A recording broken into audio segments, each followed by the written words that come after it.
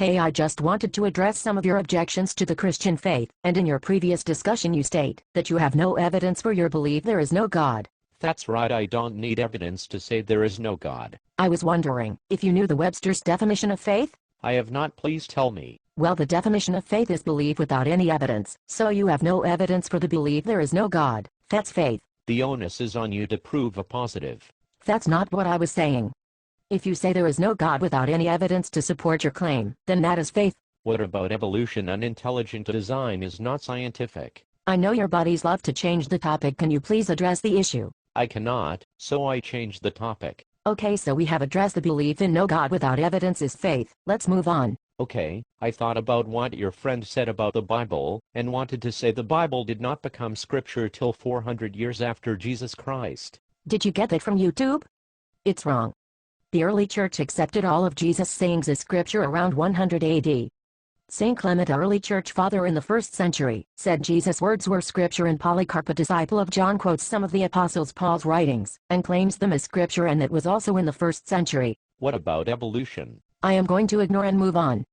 In early 200 AD most of the churches used one or more of the Gospels and all of Paul's letters that are now found in the Bible. What about the Council of Nicaea? I am not sure what you have heard. If you are going on about Dan Brown's book The Da Vinci Code, it is seriously historically incorrect.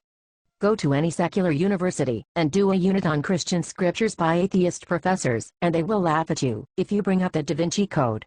No, the Bible had scriptural status long before 400, and there was no authority imposing specific books onto others. The majority of the early churches accepted most of the Bible we have today. The Council of Nicaea was over what books to put into the canon, and what was scripture. That is wrong. The Council of Nicaea was about the substance of God and Jesus.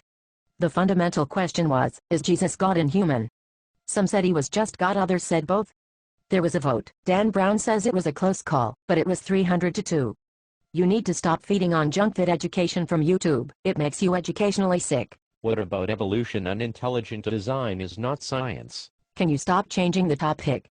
I will give you the gospel. The reason why you do not like the gospel is because you love your sin and refuse to bow the knee to God. That is not true. Then listen to the gospel.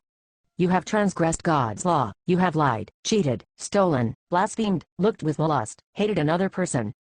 This means you have rebelled against God. God is so holy and righteous he cannot just forgive you of your sin. Punishment must be administered. So God came down as a man, dwelt among us, and took upon himself the wrath of God the Father. It pleased God to crush Christ, the Messiah. So if you change your mind about your sin, and entrust your life to Christ, then you will receive Christ's righteousness and be acquitted.